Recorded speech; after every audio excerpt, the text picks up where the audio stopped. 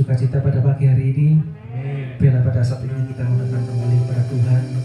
Kita mau datang di bawah kakinya, merendahkan hati kita dengan ucapan syukur. Kita mau kepada Tuhan. Tuhan, kami ingin menaikkan ucapan syukur selalu pada Engkau Tuhan.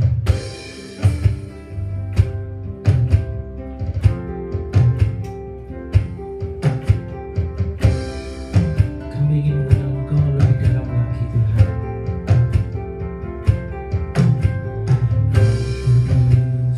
Hadir di sini,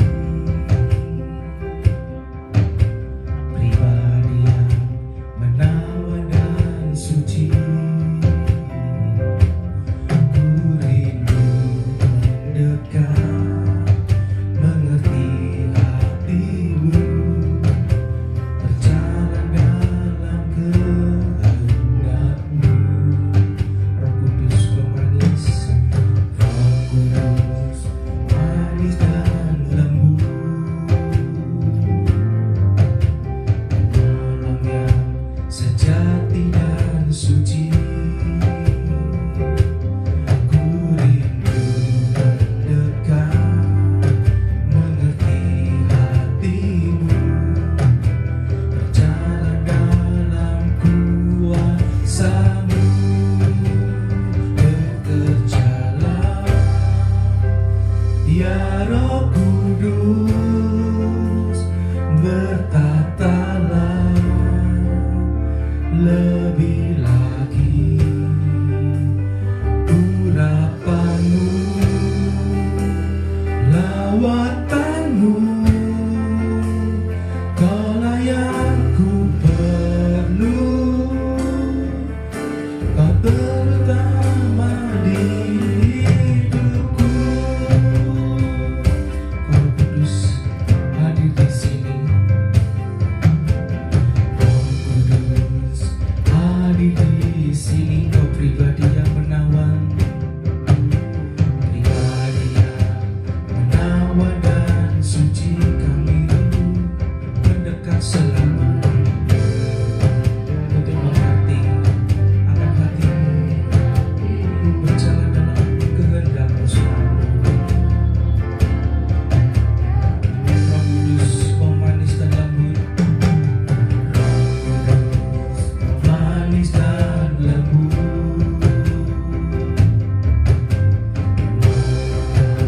sejati dan suci.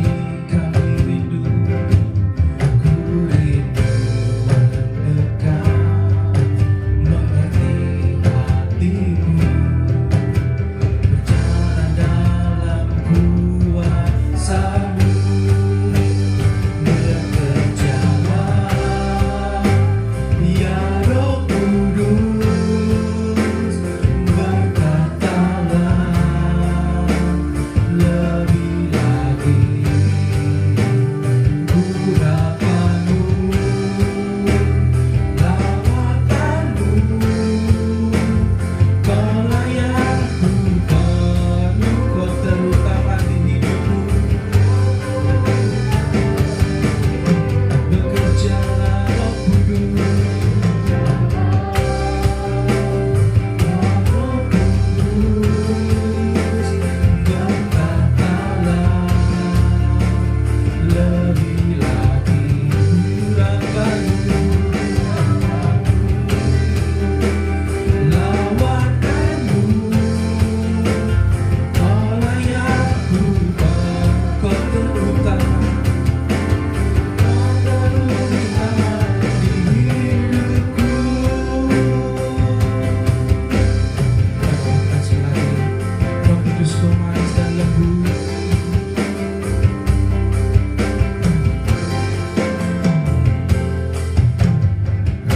Kudus manis dan lembut. Kau penolong yang sejati. Kami rindu mendekat selalu. Ku rindu mendekat, mengerti hatimu, berjalan dalam kuasa-Mu. Bekerjalah ya Roh Kudus, berkatalah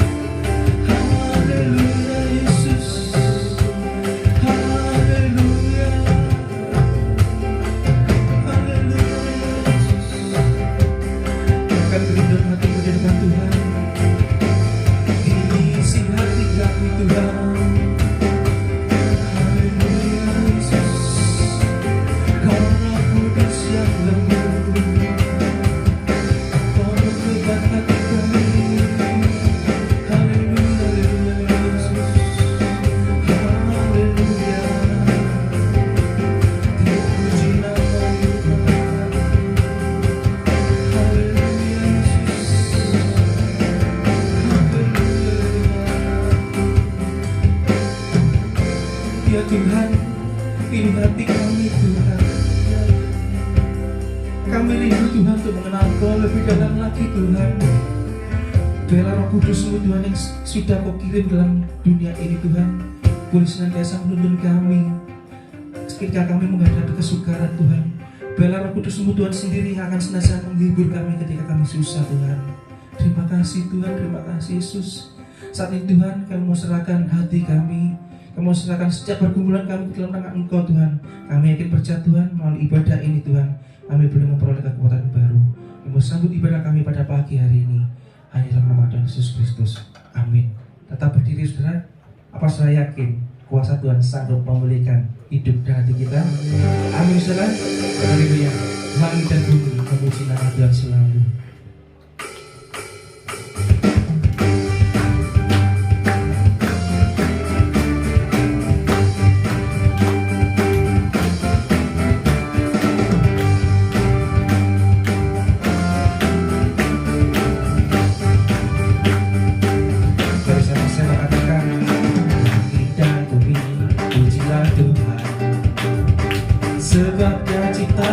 semuanya.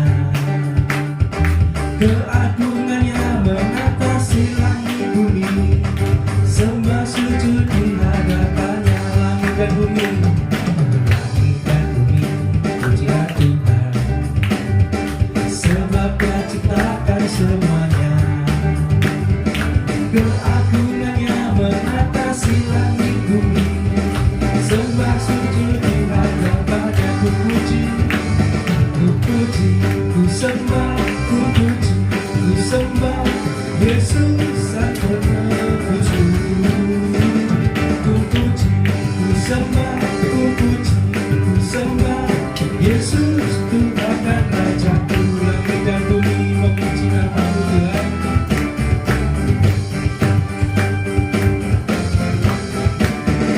Langit dan bumi pujilah Tuhan, sebab Kau ciptakan semuanya. Keagungannya mengatasi langit bumi, sembah sujud di hadapannya. Sekali langit dan bumi, sebab Kau ciptakan semuanya. Keagungannya mengatasi langit bumi, sembah sujud di hadapannya. Ku puji, ku sembah, ku puji, ku sembah Yesus Kristus Sang Penebusku.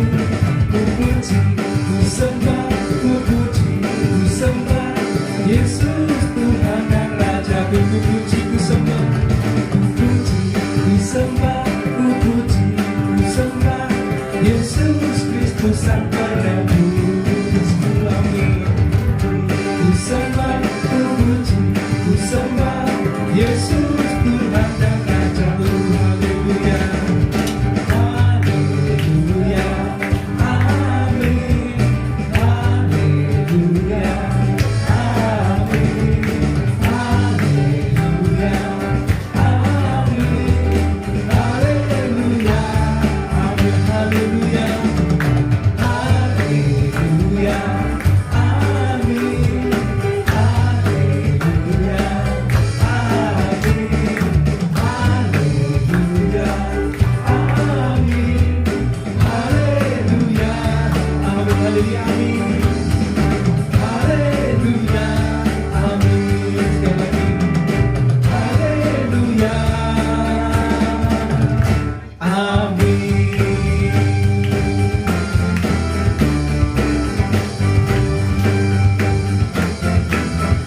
Haleluya, kita sorak-sorai buat Tuhan kita yang luar biasa. Kalau langit dan bumi diciptakan Tuhan untuk memuji nama-Nya, ketika Tuhan mencurahkan Roh Kudus-Nya, pasti ada gerakan di tempat ini. Amin, saudara.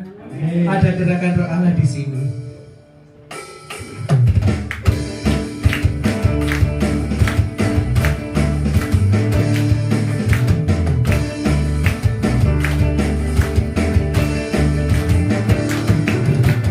Ada gerakan Roh Allah di sini. Ada gerakan Roh Allah di sini. Di timur, di barat,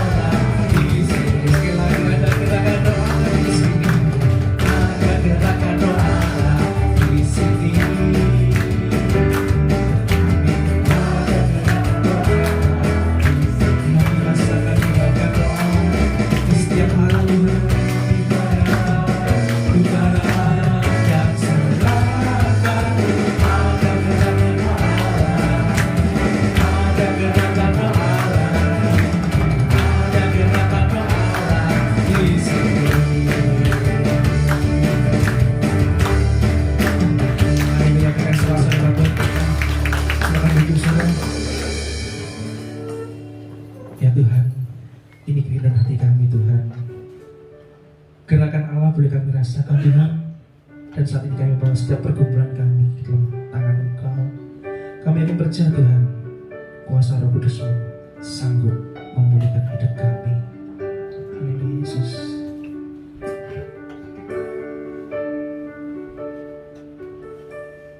Bila kita hadir saat ini tanpa katakan, kami rindu Tuhan, rindu akan aliran sungai-Mu Tuhan, seperti tanah yang kering.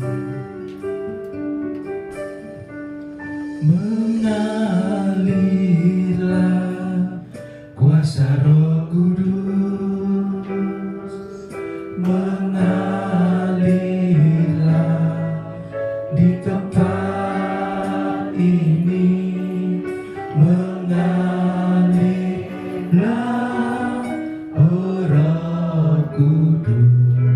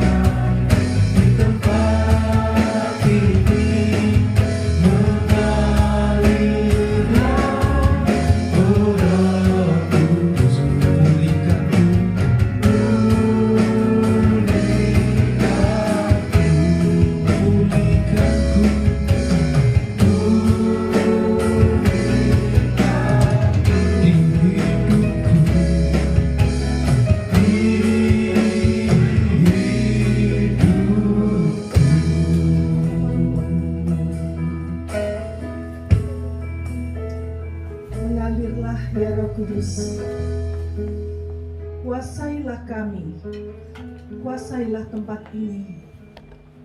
Engkau bebas beracara saat ini Tuhan. Kami siapkan hati kami. Kami siapkan segenap panca indera kami, seluruh hidup kami, untuk dipenuhi oleh Roh Kudus. Berbicaralah sebentar melalui hamba-Mu ini. Pakai dan urapi dia untuk menjadi saluran berkat. Dan setiap pujian yang sudah kami naikkan ke hadirat Tuhan, biarlah itu menjadi bau dupa yang harum, yang menyenangkan hati Bapa di surga. Terimalah ini Tuhan, sebagai ucapan syukur kami. Kami akan duduk diam. Biarlah Roh Kudus yang akan berbicara di dalam hati dan pikiran kami, mengurapi hamba-Mu ini, sehingga setiap perkataan firman Tuhan boleh dimengerti dan boleh bertumbuh di dalam kehidupan setiap anak Tuhan yang mendengarnya. Kami serahkan waktu ini di dalam pimpinan Tuhan. Kalau ada kuasa kegelapan, roh jahat, orang-orang yang akan mengacau, kami usir dan perintahkan dalam nama Yesus. Engkau pergi, engkau tidak boleh mengganggu tempat ini. Dan biarlah hati dan pikiran kami tertuju kepada-Mu saja. Terima kasih Tuhan. Di dalam nama Tuhan Yesus Kristus kami berdoa. Dan setiap kita yang mau percaya katakan amin. Silakan duduk saudaraku.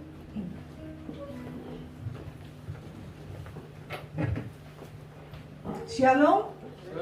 Puji Tuhan. Hari ini kita memperingati satu hari yang istimewa yang disebut dengan Hari Pentakosta. Hari turunnya Roh Kudus. Kalau kita boleh jujur ya, dibandingkan dengan hari-hari besar yang diperingati oleh orang Kristen, baik itu Natal, Paskah, Natal, Jumat Agung, Paskah, kemudian kenaikan Tuhan Yesus ke surga, dan Pentakosta. Menurut saudara, kira-kira mana yang paling sering diabaikan atau dianggap kurang penting? Sebagian besar akan mengatakan hari Pentakosta. Mengapa demikian saudara? Padahal semuanya itu saling berkaitan. Kalau Jumat Agung tidak akan bisa dirayakan bila tidak ada Paskah, tidak ada Natal. Bagaimana Yesus itu mati kalau dia belum lahir? Demikian juga kita tidak bisa memperingati Jumat Agung begitu saja tanpa ada kebangkitan. Kalau Yesus mati dan tidak pernah bangkit, lalu apa bedanya dengan manusia biasa? Lalu bagaimana dia bisa menjadi juru selamat umat manusia di dunia? Ya, itu sangat berkaitan. Dan ketika Yesus bangkit, dia tidak hanya berputar-putar di dunia ini terus. Ketika tugasnya selesai, tetelestai, dia kembali mudik pulang kampung dia ke surga. Karena tugasnya sudah selesai di bumi. Tetapi dia tahu ketika dia akan naik ke surga, maka murid-murid akan seperti domba tanpa gembala, seperti anak ayam tanpa induk. Mereka akan tercerai-berai di dunia ini yang begitu kejam, yang begitu penuh dengan tantangan. Ya, kita ingat murid-murid begitu ketakutan ketika Yesus guru mereka ditangkap dan kemudian dijatuhi hukuman mati, dan hukumannya adalah salib. Itu adalah hukuman yang paling mengerikan. Itu sebabnya murid-murid sangat ketakutan. Dan Yesus tahu itu. Ketika Yesus akan meninggalkan dunia ini, dia tidak membiarkan murid-murid itu sendiri. Dia mengatakan, aku akan memberikan engkau Roh Kudus, roh yang lain, penolong yang lain. Nah, itu sebabnya kita akan baca kisahnya di dalam Kisah Para Rasul pasal yang kedua, ayat yang pertama hingga ayat yang ke-13. Kita akan baca ayat ini secara bergantian ya. Kisah Para Rasul pasal yang kedua mulai dari ayat yang pertama. Saya baca ayat yang ganjil dan saudara akan membaca ayat yang genap. Ayat pertama, ketika tiba hari Pentakosta, semua orang percaya berkumpul di satu tempat. Tiba-tiba turunlah dari langit suatu bunyi seperti tiupan angin keras yang memenuhi seluruh rumah di mana mereka duduk. Dan tampaklah kepada mereka lidah-lidah seperti nyala api yang bertebaran dan hinggap pada mereka masing-masing. Maka penuhlah mereka dengan Roh Kudus. Lalu mereka mulai berkata-kata dalam bahasa-bahasa lain, seperti yang diberikan oleh Roh itu kepada mereka untuk mengatakannya. Waktu itu di Yerusalem diam orang-orang Yahudi yang saleh dari segala bangsa di bawah kolong langit. Ketika turun bunyi itu, berkerumunlah orang banyak. Mereka bingung karena mereka masing-masing mendengar rasul-rasul itu berkata-kata dalam bahasa mereka sendiri. Mereka semua tercengang-cengang dan heran, lalu berkata, bukankah mereka semua yang berkata-kata itu orang Galilea? Bagaimana mungkin kita masing-masing mendengar mereka berkata-kata dalam bahasa kita sendiri, yaitu bahasa yang kita pakai di negeri asal kita.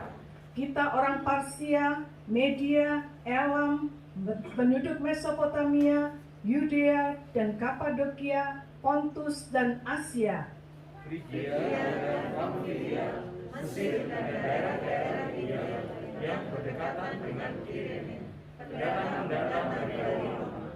baik orang Yahudi maupun penganut agama Yahudi, orang Kreta dan orang Arab. Kita mendengar mereka berkata-kata dalam bahasa kita sendiri tentang perbuatan-perbuatan besar yang dilakukan Allah. Mereka semuanya tercengang-cengang dan sangat termangu-mangu sambil berkata seorang pada yang lain, apakah artinya ini? Tapi orang lain menyindir, mereka sedang mabuk oleh anggur manis. Saudara, inilah kisah yang melatar belakangi ketika hari Pentakosta itu tiba. Mengapa dikatakan mereka semua orang percaya ketika hari Pentakosta itu berkumpul di satu tempat? Nah, ini adalah perintah dari Tuhan Yesus sendiri kepada murid-murid. Sebelum Yesus terangkat naik ke surga, dia mengatakan, kamu jangan pergi kemana-mana, kamu tetap tinggal di Yerusalem saja, ya. Dan itulah yang dilakukan oleh murid-murid. Mereka berkumpul di kota Yerusalem, berkumpul di satu tempat. Di sanalah mereka bersekutu, berdoa kepada Tuhan. Mereka mendengar pengajaran firman Tuhan. Mereka bersekutu dengan menguatkan satu dengan yang lain. Dan apa yang terjadi, saudara? Ketika mereka ada di kota Yerusalem itu, mengapa kota Yerusalem? Nah, saudara, kita harus tahu bahwa di dalam perjanjian lama, Pentakosta itu dihayati sebagai perayaan umat Yahudi. Ya, mereka merayakan hari yang ke-50 setelah mereka keluar dari Mesir, dari perbudakan bangsa Mesir. Nah, pada hari yang ke-50 itulah yang mereka sebut dengan Pentakosta. Dan itu mereka rayakan sebagai suatu perayaan yang besar-besaran untuk memuji kebesaran Tuhan. Dan mereka juga merayakan bahwa Tuhan sudah memberikan kepada Musa 10 hukum Taurat. Itu yang mereka rayakan pada hari Pentakosta. Nah, Dan pada hari Pentakosta itu orang-orang Yahudi di seluruh dunia, ya, dunia di sekitar sana ya, tentunya bukan sampai di Indonesia atau di mana, tapi di daerah sana, mereka itu berkumpul berbondong-bondong menuju ke kota Yerusalem. Disitulah mereka memperingati bersama hari Pentakosta ini sebagai satu bukti bahwa pemeliharaan Tuhan kepada mereka sampai hari ini. Kita ada, itu karena Tuhan. Nah, dan ketika orang banyak berkumpul, pada saat itulah Roh Kudus dicurahkan kepada murid-murid yang sedang berkumpul di kamar loteng. Nah, saudara, ini sesuai dengan janji Tuhan.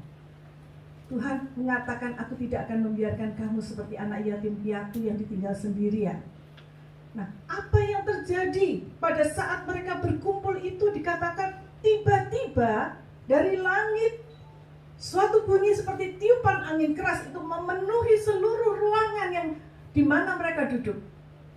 Dan tampaklah lidah-lidah seperti api, nyala api bertebaran hinggap di atas masing-masing. Nah, saudara bisa lihat gambarnya di situ.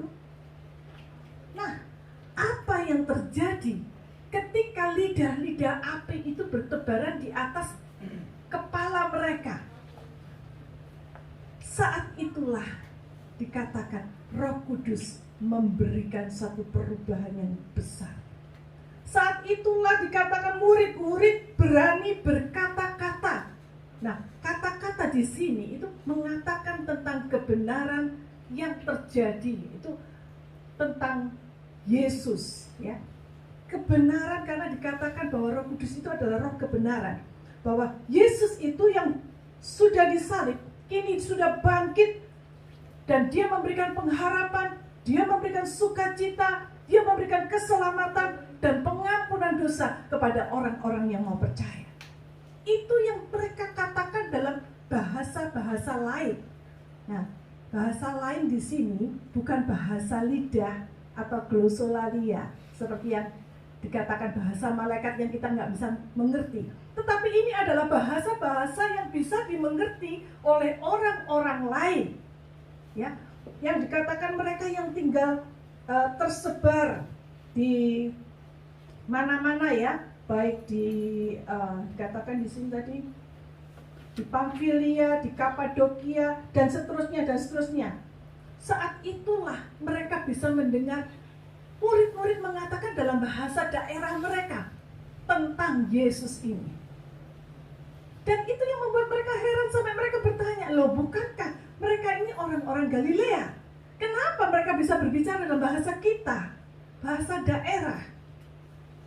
Itu semua karena Roh Kudus yang turun ke atas mereka.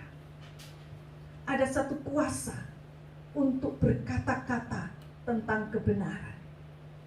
Karena Roh Kudus itu adalah roh kebenaran. Dalam Yohanes 14 ayat 16 sampai 17, kalau kita baca bersama ayat ini, yuk kita baca. Yohanes 14 ayat 16 dan 17. Yuk kita baca sama-sama, 2, 3. Aku akan minta kepada Bapa, dan Ia akan memberikan kepadamu seorang penolong yang lain, supaya Ia menyertai kamu selama-lamanya, yaitu Roh kebenaran. Dunia tidak dapat menerima Dia, sebab dunia tidak melihat Dia dan tidak mengenal Dia. Tetapi kamu mengenal Dia, sebab Ia menyertai kamu dan akan diam di dalam kamu. Inilah roh yang dijanjikan oleh Tuhan Yesus sebelum Dia terangkat naik ke surga. Aku akan memberikan roh penolong, roh yang lain, yaitu roh penolong. Dan Dia itu adalah roh kebenaran. Dan ketika roh kebenaran itu turun atas murid-murid di kamar loteng, saat itulah mereka berani mengatakan kebenaran. Nah, saudara, kita akan melihat di sini ada hal-hal yang indah yang terjadi pada hari Pentakosta. Seperti yang dikatakan di dalam seperti nubuatan Nabi Yoel, kalau saudara baca dalam Kisah pasal yang kedua ayat 16 dan 17 itu dikatakan, Kisah pasal 2 ayat 16 dan 17 akan ayat 17 ya. Tetapi ayat 16, tetapi itulah yang difirmankan Allah dengan perantaraan Nabi Yoel akan terjadi pada hari-hari terakhir. Demikianlah firman Allah, bahwa aku akan mencurahkan rohku ke atas semua manusia. Maka anak-anakmu laki-laki dan perempuan akan bernubuat, dan teruna-terunamu akan mendapat penglihatan-penglihatan, dan orang-orangmu yang tua akan mendapat mimpi. Itulah yang terjadi, digenapi pada hari Pentakosta. Dan itu juga yang terjadi pada hari-hari ini ketika Roh Kudus memenuhi kehidupan orang-orang percaya, saudara dan saya. Ada banyak sekali perubahan di dalam sejarah kekristenan yang disebabkan oleh Roh Kudus itu. Melalui Pentakosta, Injil tersebar di seluruh bumi. Gereja mulai bermunculan. Dan orang-orang yang belum pernah mendengar tentang berita, kabar baik tentang Tuhan Yesus, mereka datang, mendengar dan diselamatkan. Itulah awal berdirinya gereja Tuhan di dunia. Dan Roh Kudus itu juga merupakan suatu tanda penyertaan Kristus kepada orang percaya. Kalau saudara dan saya adalah orang percaya, maka tandanya saudara, kita diberi Roh Kudus oleh Tuhan. Kita nggak perlu minta Tuhan kirim Rohmu, Tuhan berikan saya Roh Kudusmu, nggak usah. Ketika saudara menyatakan diri, saya mau percaya kepada Yesus, saya mau terima Yesus sebagai juru selamat pribadi saya, saat itulah Yesus masuk dalam bentuk Roh Kudus. Nah saudara, kita tahu sekarang kenapa Yesus harus naik ke surga. Karena kalau Yesus tidak naik ke surga, maka Roh Kudus tidak akan datang. Kalau Yesus tetap di bumi, dia akan dibatasi oleh dimensi ruang dan waktu. Dia hanya berada di satu tempat pada satu masa yang tertentu dan bertemu dengan orang-orang tertentu saja. Tetapi ketika dia naik ke surga dan Roh Kudus turun dalam rupa roh, maka itu akan boleh dirasakan oleh semua orang di dunia tanpa dibatasi oleh dimensi ruang dan waktu. Kalau kita dibatasi oleh tempat ya, saudara ada di sini sekarang, saudara tidak mungkin ada di Surabaya pada hari yang sama. Ya. Tetapi ketika Roh Kudus itu turun, dia bisa dirasakan oleh semua orang percaya.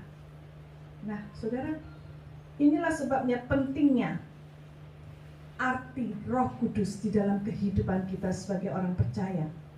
Melalui Roh Kudus, Allah berkarya di dalam kehidupan orang percaya, sehingga kita kuat dalam menjalani kehidupan ini.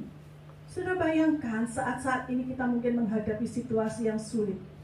Ya, sudah pandeminya nggak habis-habis dan itu buntutnya panjang, ekonomi jadi lemah, banyak di antara saudara yang mulai goyah usahanya, bahkan ada yang bangkrut mungkin.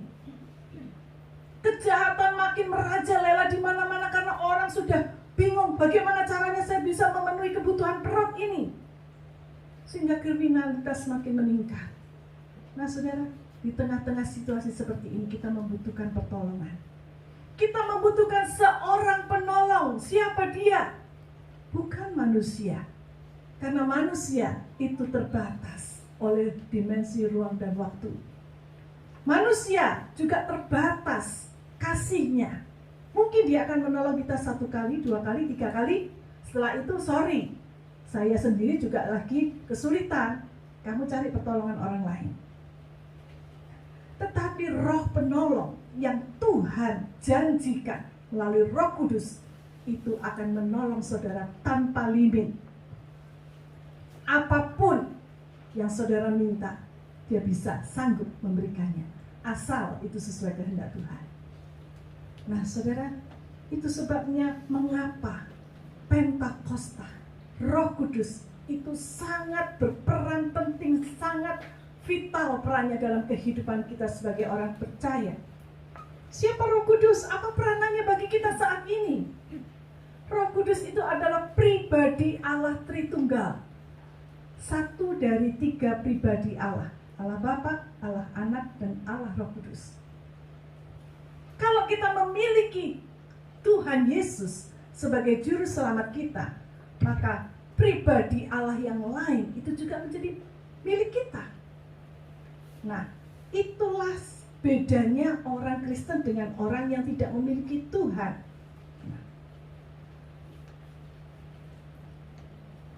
Nah, ketika kita Allah Roh Kudus itu ada di dalam hidup kita, maka itu menjadi suatu tanda bahwa kamu adalah milik Tuhan. Dan Roh Kudus itu akan menolong kita untuk hidup sesuai dengan rencana Allah dan melakukan tugas yang diberikan oleh Allah kepada kita. Dia nggak diem aja di dalam hidup kita tanpa satu tujuan tertentu. Tetapi ketika dia ada dalam hidup kita, maka hidup ini diubahkan oleh Tuhan dan kita dimampukan, kita sanggup melakukan hal-hal yang mustahil sekalipun. Kita sanggup melakukan tugas amanat agung yang diberikan oleh Tuhan dalam hidup kita.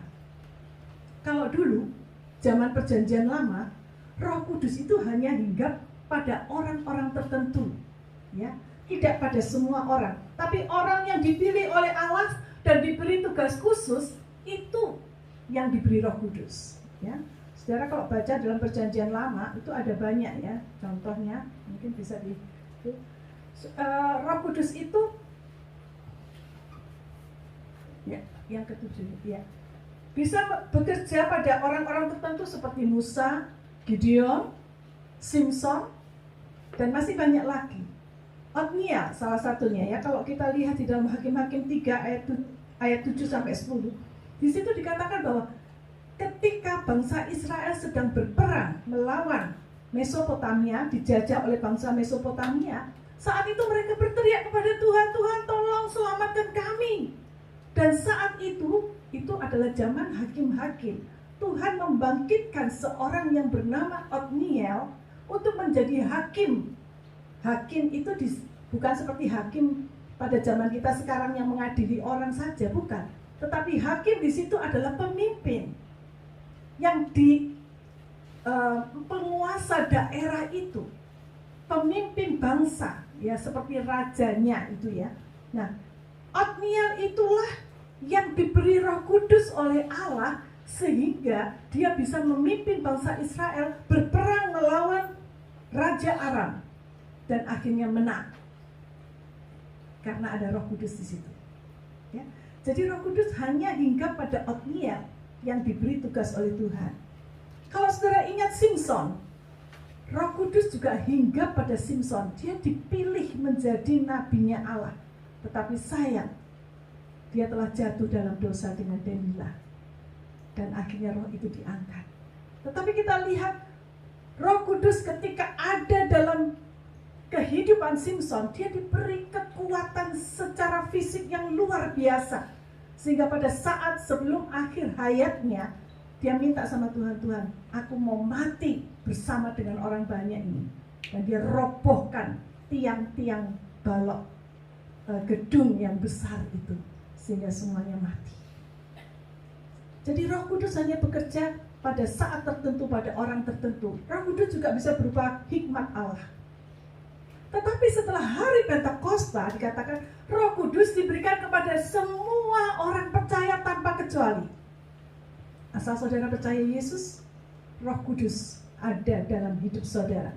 Dan sifatnya itu bukan sementara, tapi permanen. Nah, kalau saudara baca di dalam Yohanes 14 ayat 16 sampai 17 tadi, inilah yang disebut dengan baptisan Roh Kudus. Jadi orang yang percaya, ketika dia percaya dan menerima Yesus, dia dibaptis oleh Roh Kudus. Roh Kudus masuk dan menempati hidup orang percaya itu. Baptisan Roh Kudus ini menunjukkan sebagai meterai bahwa saat inilah kamu adalah milik Tuhan.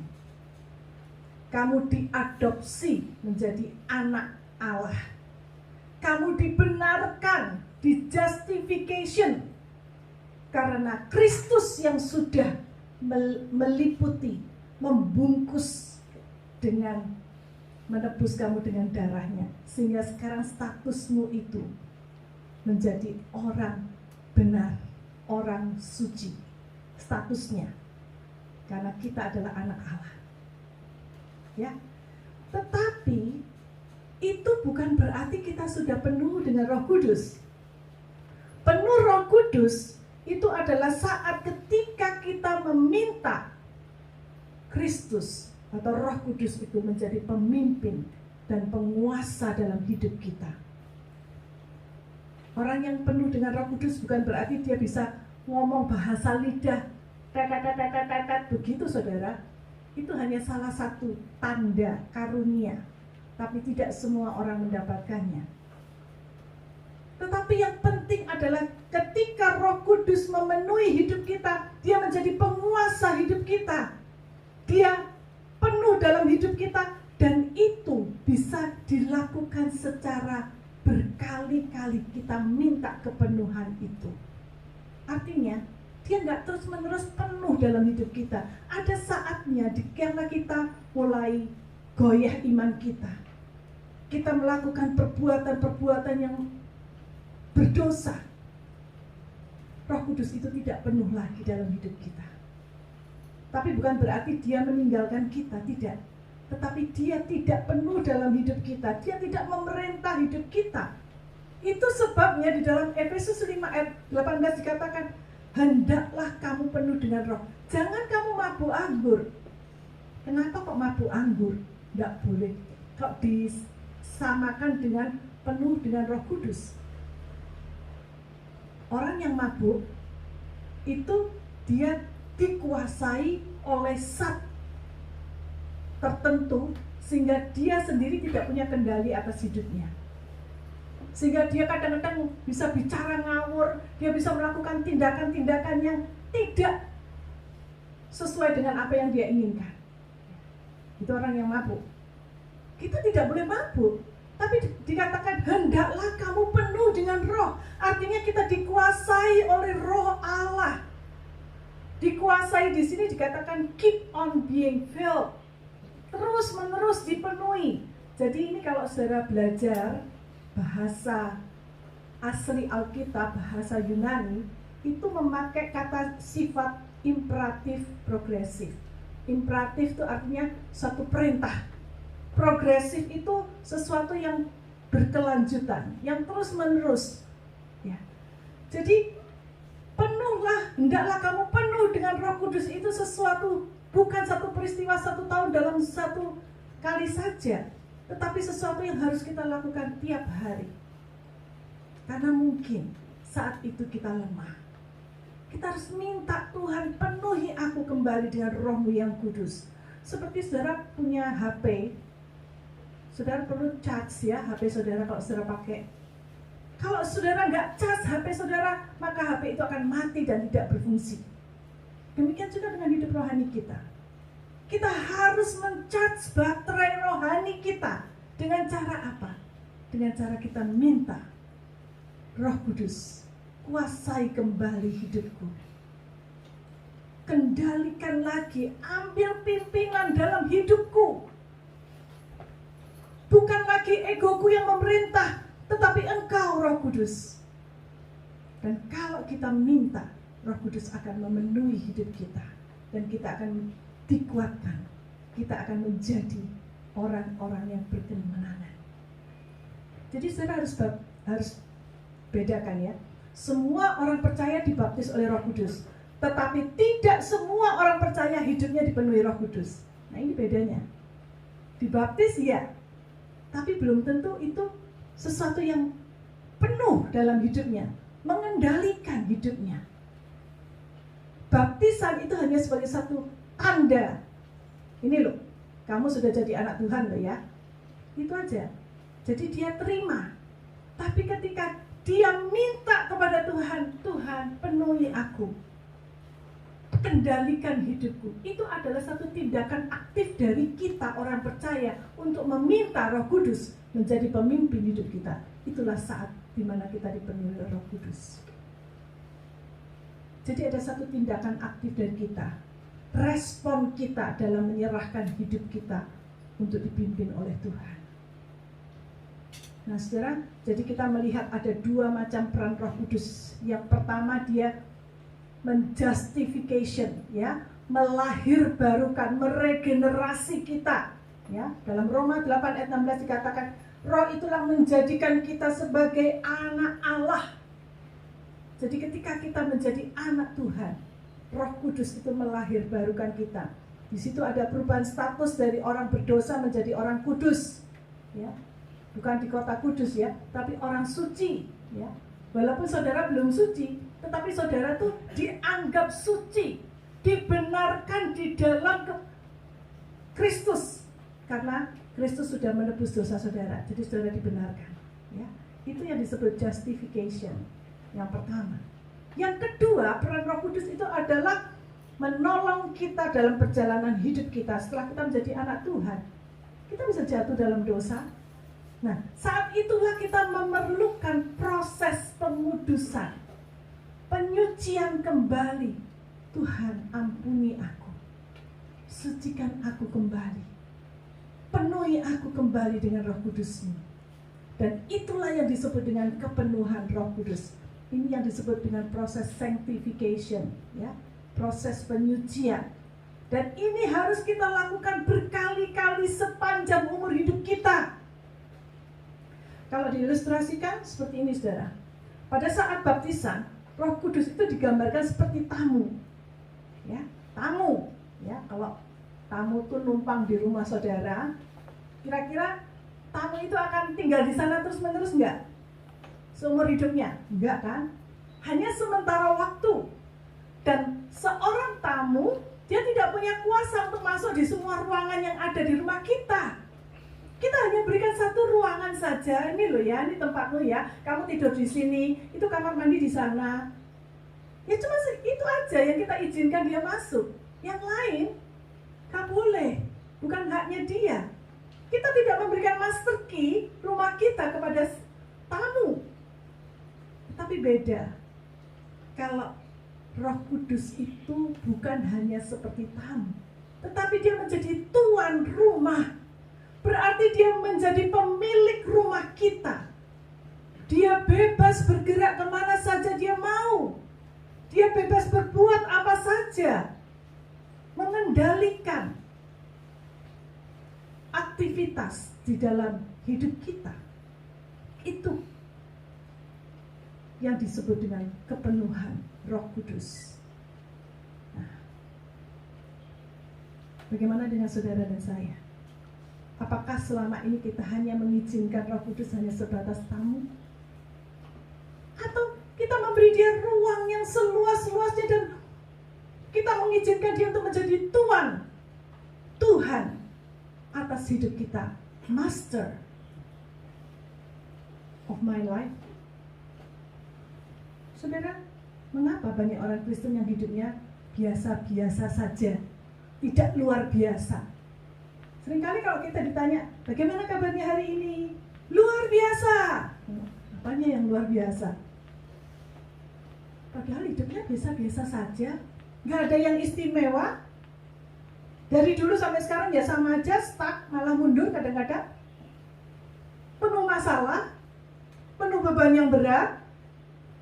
Kadang-kadang kosong hidupnya, nggak tahu tujuan hidupnya seperti apa. Seringkali kita putus asa, seringkali up and down. Nah, saudara, kenapa?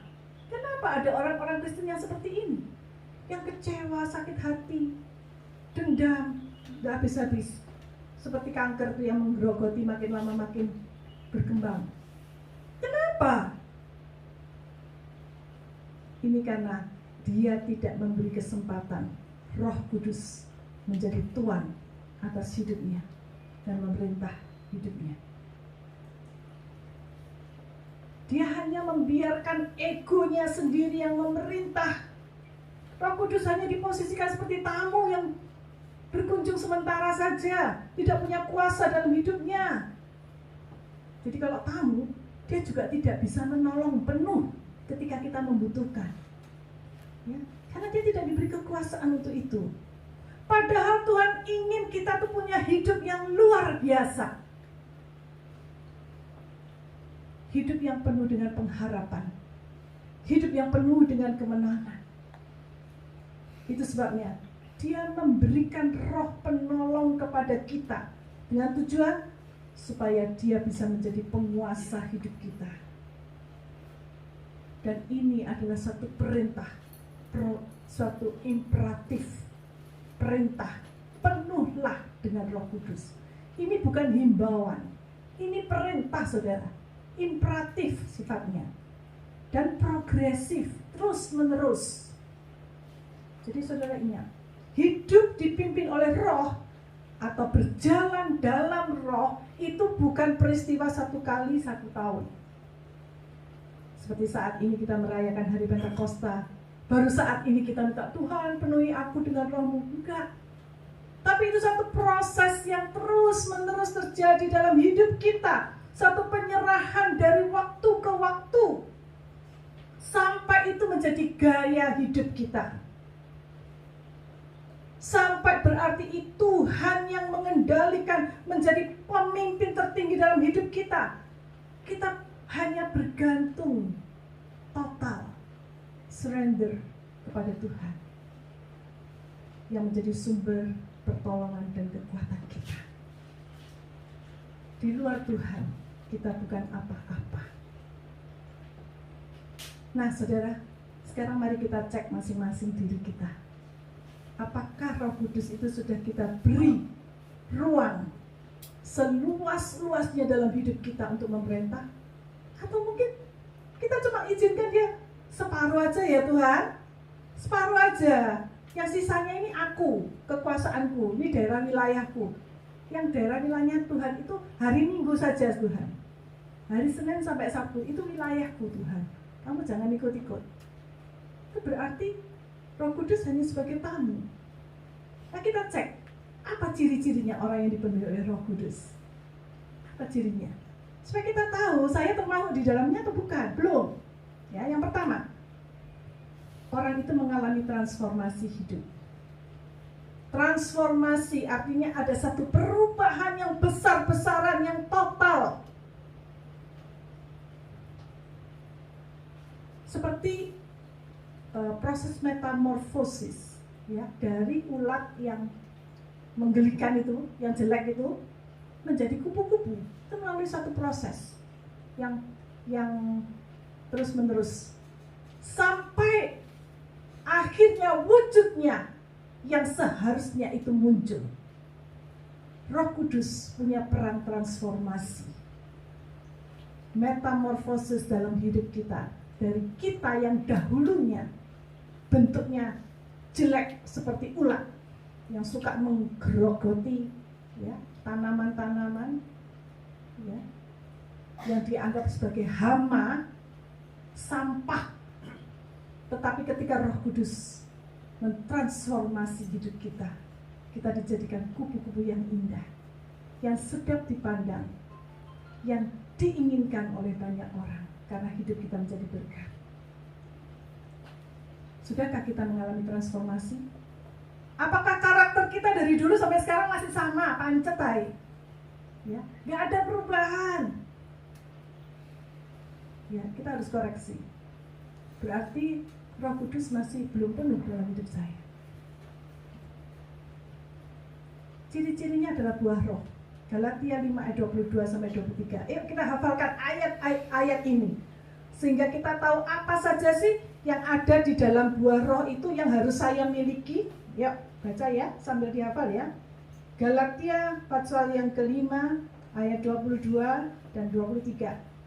Tetapi buah roh ialah kasih, sukacita, damai sejahtera, kesabaran, kemurahan, kebaikan, kesetiaan, kelemah lembutan, penguasaan diri. 9 yang menjadi satu kesatuan. 9 aspek ini harus ada dalam hidup kita. Kalau salah satu aja belum, itu namanya belum lengkap. Kalau ada kasih, berarti dia ada damai. Kalau nggak ada kasih, nggak ada damai. Ya, orang yang tidak mengasihi, dia tidak bisa hidup berdamai. Ada sukacita, saat ini kita penuh dengan sukacita, walaupun dompetnya kosong, walaupun masa depan belum jelas, tetap ada sukacita, damai sejahtera. Nah, kita bisa cek, sudahkah kita mengalami transformasi dengan buah roh ini ada dalam hidup kita. Yang kedua, cirinya adalah kita mempunyai karunia rohani. Kalau Roh Kudus ada dalam hidup kita, dia memberikan kita tuh karunia rohani. Nah, apa bedanya karunia rohani dengan talenta? Kalau talenta itu satu bawaan kita ya, kita punya bakat alami. Itu talenta. Itu bakat. Ya, yang kita bawa sejak lahir. Main musik, wah, jarinya panjang-panjang, itu pintar main piano katanya begitu. Dulu saya diajar. Saya nih pendek-pendek jadi tidak bisa main piano. Itu bakat. Tetapi kalau karunia rohani itu adalah semacam bakat itu, kemampuan yang diberikan untuk tujuan tertentu, yaitu untuk pembangunan tubuh Kristus. Ya, kita baca dalam 1 Korintus 12 ayat 7 sampai 11. 1 Korintus 12 ayat 7 sampai 11 ya. Yuk kita baca. Saya baca ayat yang ganjil dulu ya.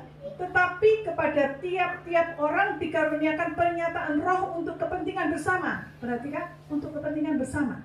Jadi bukan untuk kepentingan diri sendiri ya. Diberikan untuk kepentingan bersama. Nah, ayat 8 silakan. Karunia untuk berkata-kata dengan hikmat. Karunia berkata-kata dengan pengetahuan. Kepada yang seorang roh yang sama memberikan iman, dan kepada yang lain ia memberikan karunia untuk menyembuhkan. Ayat 10. Kuasa untuk mengadakan mujizat, karunia untuk bernubuat, karunia untuk membedakan bermacam-macam roh, berkata-kata dengan bahasa roh, menafsirkan bahasa roh itu. Tetapi semuanya itu dikerjakan oleh roh yang satu dan yang sama, yang memberikan karunia kepada tiap-tiap orang. Tiap-tiap orang, setiap kita, secara khusus, seperti yang dikehendakinya. Jadi saudara dan saya diberi karunia minimal satu, saudara, minimal. Ada yang punya 2, ada yang punya 3. Terserah siapa yang memberi, tergantung Allah yang memberi.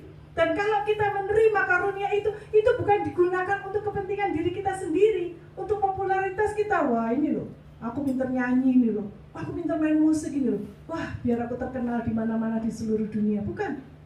Tetapi karunia rohani diberikan untuk pelayanan, untuk membangun tubuh Kristus, untuk kepentingan bersama. Itu sebabnya kalau saudara memiliki karunia, jangan pelit untuk membagikannya. Karena kalau kita pelit, lain kali karunia itu akan diambil dari kita dan kita tidak punya apa-apa lagi. Semakin kita memberi, semakin kita menggunakan, karunia itu semakin ditambahkan, semakin akan berlipat ganda. Itulah yang terjadi. Dan yang ketiga, ciri orang yang dipenuhi oleh Roh Kudus, dia bukan hanya mengalami transformasi hidup, dia diberi karunia rohani, tetapi dia juga memiliki keberanian untuk menyampaikan suara kebenaran, untuk memberitakan Injil kebenaran Allah. Saudara, kalau saudara baca dalam Kisah pasal yang kedua tadi, lanjutannya di dalam ayat yang ke-14, di sana dikatakan, maka bangkitlah Petrus berdiri dengan ke-11 rasul itu, Dan dengan suara nyaring ia berkata kepada mereka, "Hai kamu orang Yahudi, dan kamu semua yang tinggal di Yerusalem, ketahuilah dan camkanlah perkataanku ini." Saudara, Petrus, siapa Petrus sih? Petrus itu dulu murid Yesus yang sok berani, ya, yang motong telinganya prajurit Romawi yang mau nangkap Yesus, Maltus dia yang motong telinganya. Dia yang selalu maju ke depan duluan, orangnya agresif, impulsif. Tetapi ketika Tuhan Yesus ditangkap, dia dengan pengecutnya, dia menyembunyikan diri. Dan ketika dia ada orang yang mengenali dia dan bertanya, bukankah kamu tuh muridnya Yesus? Dia katakan, siapa? Aku gak kenal dia. Dia menyangkali Yesus sampai 3 kali, saudara. Dia bukan orang pemberani, dia orang pengecut. Tetapi setelah Roh Kudus turun atas rasul-rasul yang berkumpul pada saat itu, pada hari Pentakosta, Petrus dengan suara nyaring, dengan berani, dengan tegas, dia menyampaikan kebenaran yang terjadi. Ya, saudara bisa baca ayat selanjutnya. Dia mengatakan, orang-orang ini tidak mabuk seperti yang kamu sangka, karena hari ini baru pukul 9. Tetapi itulah yang difirmankan Allah dengan perantara Nabi Yoel. Ya, dia berkhotbah panjang lebar dengan berani, dengan suara nyaring, karena Roh Kudus yang memberikan keberanian itu. Ini adalah ciri orang yang dipenuhi oleh Roh Kudus.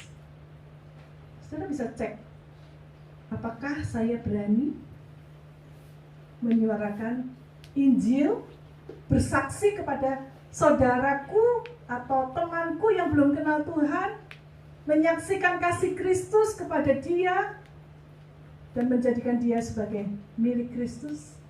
Pernahkah kita menyampaikan kebenaran seperti ini kepada teman kita, kepada saudara kita, kepada orang-orang di sekitar kita yang belum mengenal Kristus? Beranikah kita menyuarakan suara kebenaran yang menentang hoax yang terjadi begitu banyak di sekitar kita, baik melalui medsos, melalui kehidupan zaman modern ini, begitu banyak hoax-hoax yang disengaja ditebarkan mengenai Israel Palestina. Ya, sebetulnya dikendalikan bukan Palestina, itu Hamas. Nah, seperti itu banyak hoax yang akhirnya kebenaran jadi terbungkam. Nah, beranikah kita menyuarakan kebenaran yang sebenarnya itu kepada dunia? Kalau orang yang dipenuhi oleh Roh Kudus, dia berani melakukannya. Paulus, siapa dia? Dia mengaku orang Kristen, dia mengaku dirinya sebagai nabi yang ke-26. Dia berani. Tapi apakah keberanian seperti itu? Bukan keberanian yang ngawur, saudara. Tapi keberanian yang dipimpin oleh Roh Kudus. Itu adalah keberanian yang sesuai dengan kehendak Tuhan. Mari kita cek diri kita sendiri. Apakah saat ini Roh Kudus sudah memenuhi hidupku? Atau mungkin hanya separuh? Atau mungkin cuma 1/4 masih? Kalau belum, mari kita minta, kita mohon kepada Tuhan, datang Roh Kudus, Kau kurindukan. Dia sudah ada di dalam diri kita. Dia tidak perlu kita minta datang-datang lagi, dia sudah ada. Tetapi apakah Roh Kudus kita sudah beri hak penuh atas hidup kita? Urapi aku dengan minyak yang baru, penuhi aku, mengalirlah di dalamku, dan pulihkan aku. Saya minta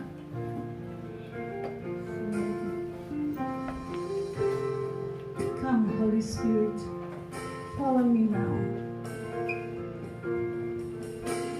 Come Holy Spirit, follow me now. Need your anointing, come in your power. I love you, Holy Spirit.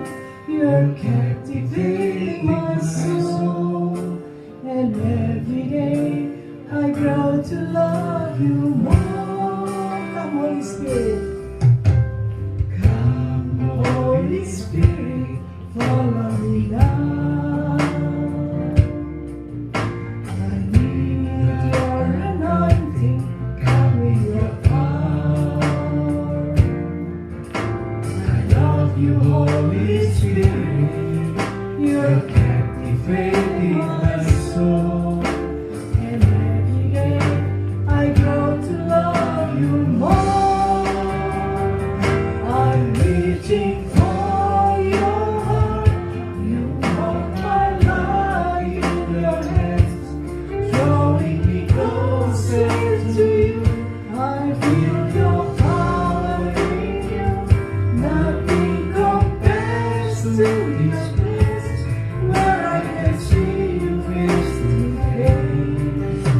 I worship you in spirit and in truth. Datang Roh Kudus,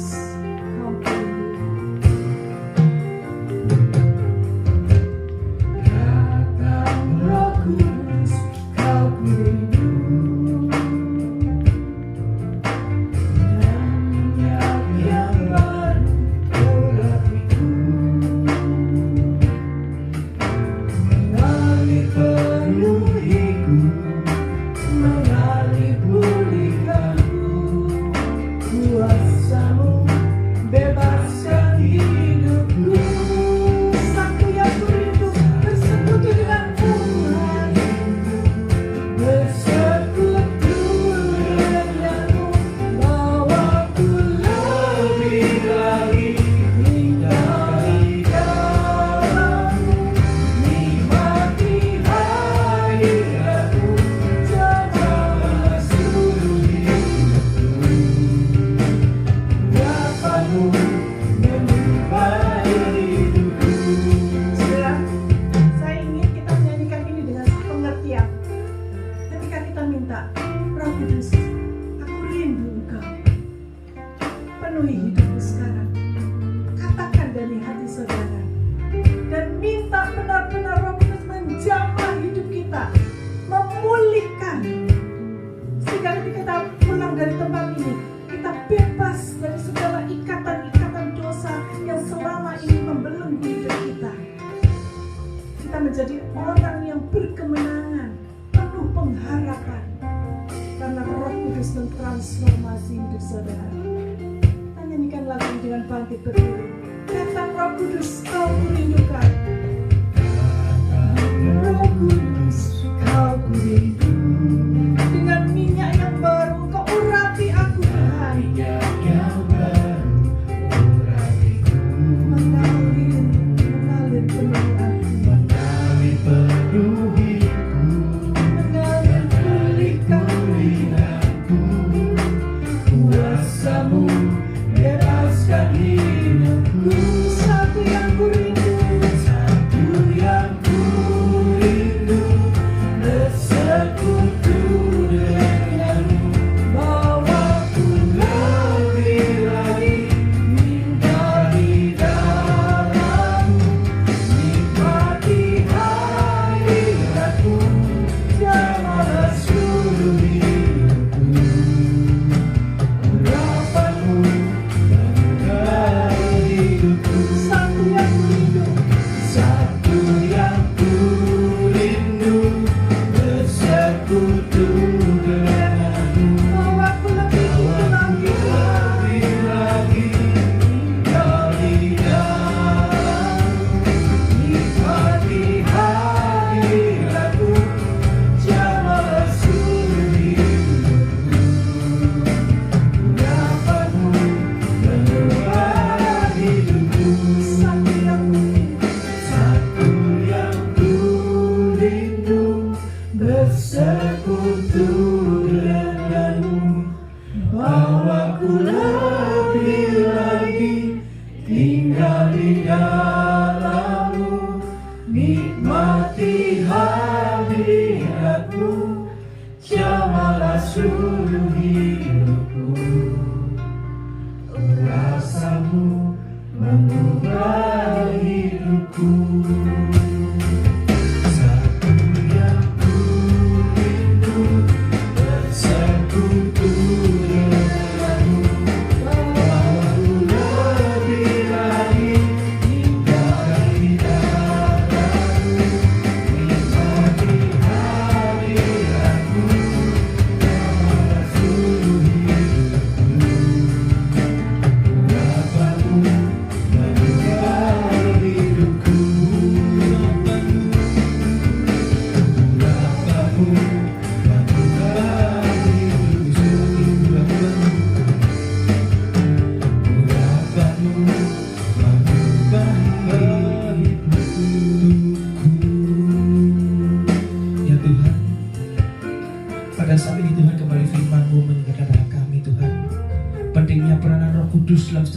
kehidupan kami Tuhan, supaya kami boleh lagi Tuhan hidup dengan berubah dari yang lama menjadi yang baru Tuhan.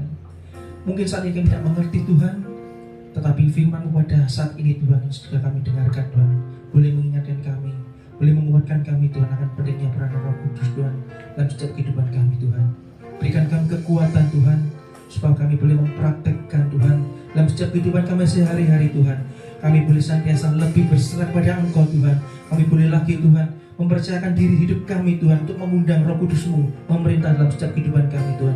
Sehingga ketika kami melakukan segala sesuatu Tuhan, bukan diri kami sendiri Tuhan, tapi kuasa-Mu, tuntunan-Mu melalui Roh Kudus-Mu Tuhan akan senantiasa menyertai setiap kehidupan kami. Terima kasih Tuhan atas firman-Mu pada siang hari ini Tuhan. Kami serahkan untuk setiap kehidupan kami, aktivitas kami, rencana kami Tuhan terhadap pergumulan kami ke depan Tuhan yang tidak kami ketahui Tuhan, di dalam tangan Engkau. Kami ingin percaya Tuhan, dengan pimpinan-Mu Tuhan kami sanggup melewati setiap kehidupan kami. Dalam nama Tuhan Yesus Kristus, haleluya, amin. Silakan Ibu Saudara.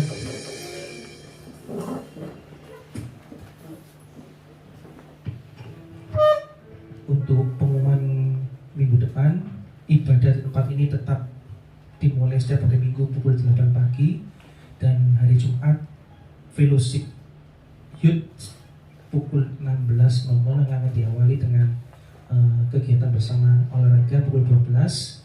Kemudian untuk pokok-pokok doa kita dalam minggu ini, pertama kita mau doakan untuk Saudari Arisa, kemudian Dr. Susiati, Bapak Budi, Ibu Yuliawati atau Tante Hen, kemudian Bapak Asmari, Om Anel, dan Ibu Putri dan Fit. Kita mau doakan saudara-saudara kita supaya kesembuhan dan pemulihan dari Tuhan senantiasa menyertai kehidupan mereka, dan suatu saat nanti mereka boleh bersama-sama dengan kita untuk beribadah kembali. Dan untuk minggu ini kita juga boleh merayakan suatu kebahagiaan, di mana kalau pada tanggal 20 Mei Gembala kita Ibu Kris telah merayakan ulang tahunnya, ya. Itu merupakan sebuah pemeran Tuhan dengan pertamanya umur. Tuhan masih memberikan kesempatan untuk Ibu Gembala kita mengembalakan setiap jemaat di tempat ini. Dan pengumuman tidak ada, kita akan persiapkan persembahan buat Tuhan. Biarlah mulai persembahan kita, pekerjaan di tempat ini terus senantiasa disebarluaskan. Kunaikan syukur pada Tuhan.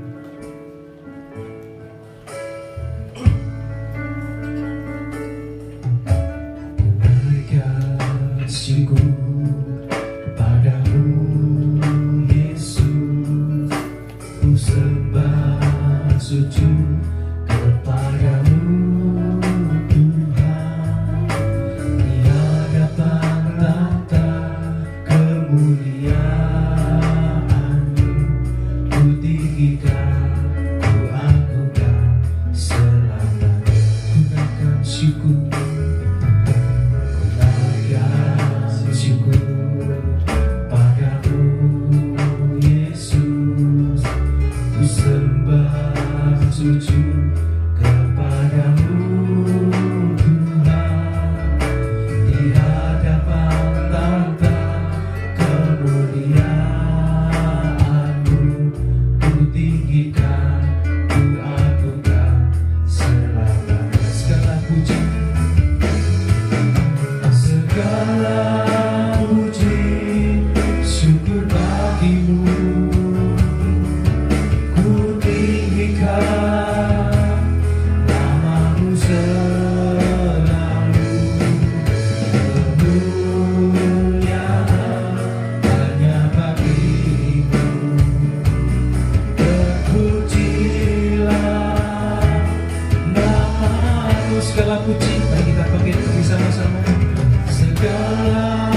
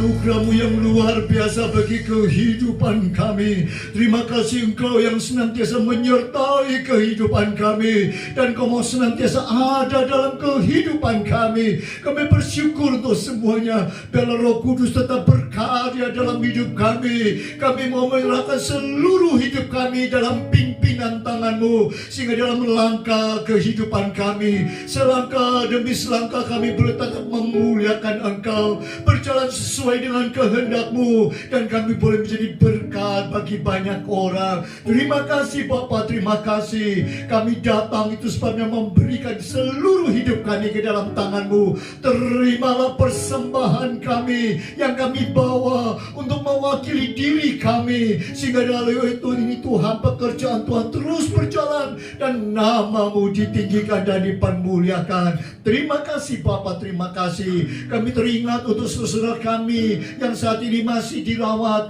baik di rumah sakit maupun di rumahnya masing-masing karena tubuh yang lemah. Saat ini seluruh sidang jemaat mendukung di dalam doa Bapa. Kami mohon biarlah Roh-Mu, Roh yang hadir di mana-mana, Roh yang maha kuasa akan menjamah setiap kehidupan mereka, sehingga mereka boleh merasakan jamahan tangan Tuhan, dan mereka boleh melihat ada kemuliaan Allah, mujizat Tuhan nyata dalam kehidupan mereka. Terima kasih Bapa. Kami juga bersyukur untuk Tuhan ulang tahun dari beberapa saudara kami. Mari Tuhan, biarlah sepanjang tahun Tuhan memberikan penyertaan. Kami yakin percaya Tuhan akan melimpahkan lebih lagi berkat-Mu untuk tahun-tahun yang mendatang. Kami serahkan semua dalam tangan-Mu, dan sebentar kalau kami pulang, lindungi dan sertai kami, bahkan berkati kami. Jadikan kami menjadi alat di dalam tangan-Mu untuk menjadi berkat bagi banyak orang. Kami serahkan semua dalam tangan-Mu. Kami bersyukur untuk semuanya, dan itu sebabnya kami serahkan kehidupan kami. Saudaraku sekalian, arahkanlah hatimu kepadanya, arahkan tanganmu kepadanya untuk menerima berkat daripada Allah. Damai sejahtera daripada Allah Bapa, kecintaan daripada Tuhan Yesus, dan penyertaan Roh Kudus menyertai kehidupanmu. Pulanglah sekarang, terimalah berkat Allah di dalam nama Tuhan Yesus Kristus. Dan semua yang diberkati Tuhan katakan amin. Immanuel.